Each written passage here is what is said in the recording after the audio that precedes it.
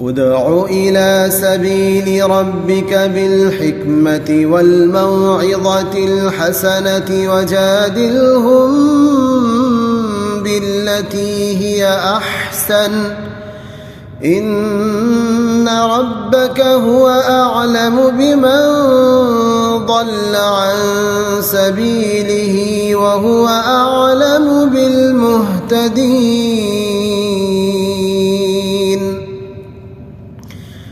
وإن عاقبتم فعاقبوا بمثل ما عوقبتم به ولئن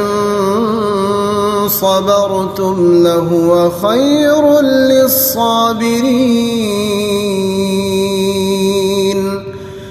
واصبر وما صبرك إلا بالله ولا تحزن عليهم ولا تك في ضيق